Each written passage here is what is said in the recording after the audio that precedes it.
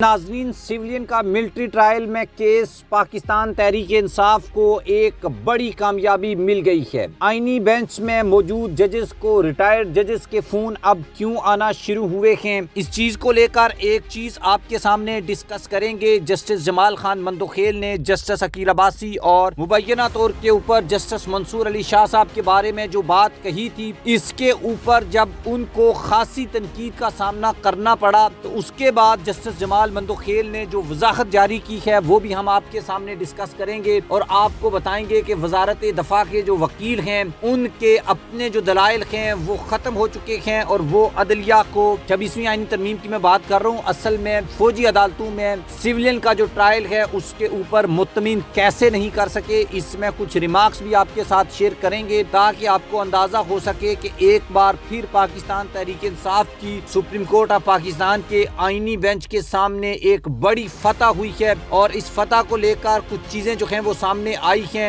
جو ہم آپ کے سامنے اس ویڈیو میں رکھیں گے۔ آپ ہمارے چینل کو سبسکرائب کر لیں، بیل آئیکن کو بھی آپ نے لازمی پریس کرنا ہے اور کامنٹ باکس میں بھی آپ نے اپنی اوپینین لازمی لکھنی ہے۔ ایک بات جو میں آپ کے سامنے اس ویڈیو میں رکھنا چاہتا ہوں وہ اس حوالے سے بہت زیادہ اہمیت کی حامل ہے کہ اب آئینی بینچ ہو یا ریگولر بینچ ہو، چیف جسٹس ہوں، اب وہ میڈیا کا اثر لیتے ہیں اور میڈیا کے اوپر جو باتیں ڈسکس ہوتی ہیں اور جب وہ فیصلے لکھتے ہیں یا کوئی بات کرتے ہیں تو ڈیفینیٹلی ان کے مائنڈ میں یہ ضرور ہوتا ہے کہ اگر ہم نے کوئی ایسی بات کی تو میڈیا اس کے اوپر بات کرے گا اور پھر بال کی جو کھال اتارے گا، تو اس لیے متعدد انداز میں باتیں کی جاتی ہیں اور ریمارکس بھی دیے جاتے ہیں۔ اس چیز کو لے کر اب سویلین کا جو ملٹری ٹرائل کیس ہے اس میں جسٹس جمال خان مندوخیل نے اپنے گزشتہ روز کے جو ریمارکس ہیں اس کے اوپر جو ہے وہ وضاحت جاری کی ہے۔ سپریم کورٹ میں فوجی عدالتوں میں سویلین کے ٹرائل کے خلاف انٹرا کور اپیل پر سماعت کے دوران جسٹس جمال خان مندوخیل نے گزشتہ روز دیے گئے اپنے ریمارکس کے حوالے سے اب ایک وضاحت جاری کی ہے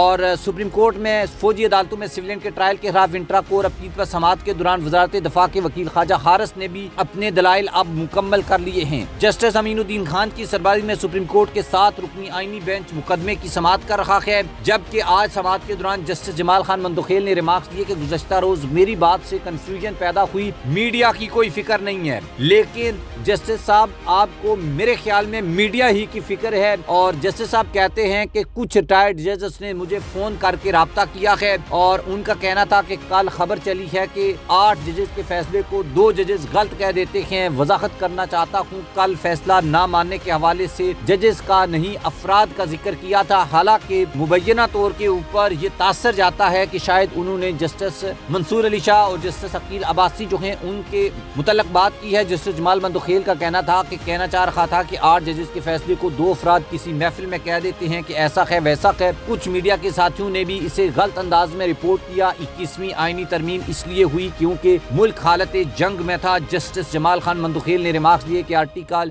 175 کے تحت بننے والی عدالتوں کے اختیارات وسیع ہوتے ہیں، مخصوص قانون کے تحت بننے والی عدالت کا دائرہ اختیار بھی محدود ہوتا ہے۔ جسٹس جمال خان مندوخیل نے کہا کہ سپریم کورٹ سے ایک شخص کو 34 سال بعد رہائی ملی ہے اور کسی کو 34 سال بعد انصاف ملنے کا کیا فائدہ ہے، ہم صرف یہ دیکھ رہے ہیں کہ کسی کے حقوق تو اس میں متاثر نہیں ہوئے۔ تو اب آپ یہ اندازہ لگا لیں کہ جو یہ کیس ہے اس میں پاکستان تحریک انصاف اور میڈیا کے اوپر جس طریقے سے اس کے اوپر ڈسکشن ہوتی ہے، اس کو ڈیفینیٹلی یہ اثر انداز ہوتا ہے ججز کے اوپر کہ اگر وہ کوئی غلط فیصلہ دیں گے تو اس میں ان کو اب مزاحمت کا سامنا، تنقید کا سامنا، کرٹیسزم کا سامنا بھی کرنا پڑ سکتا ہے۔ اس لیے اگر کسی جج سے کوئی ایسے ریمارکس ہو جاتے ہیں جو قابل اعتراض ہوں تو ججز کو بھی اس بات کا احساس بعد میں میڈیا کی جانب سے دلوایا جاتا ہے اور وہ پھر اس کے اوپر اپنی وضاحت بھی جاری کرتے ہیں۔ اس چیز کو لے کر اب آگے وزارت دفاع کے جو وکیل ہیں خواجہ حارث،